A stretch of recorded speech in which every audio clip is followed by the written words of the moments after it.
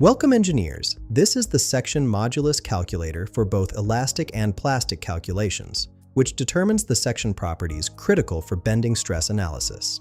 Let's explore the inputs. First, select your shape type from the drop-down menu: rectangle, circle, or I-beam. We'll use rectangle for this demonstration. Next, choose your units: metric in millimeters or imperial in inches.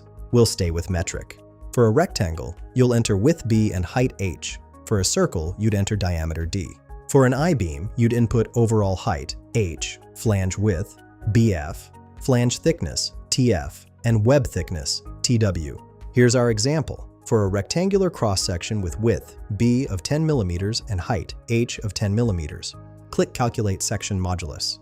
The results show three critical values. Elastic section modulus, S, equals 166.67 cubic millimeters. This determines maximum elastic bending stress. Plastic section modulus, Z, equals 250 Sauer cubic millimeters, used for plastic design methods. The shape factor, ZS, equals 1/500, indicating the reserve strength beyond elastic limits. These values are essential for structural design and material selection. Find the link in the description below.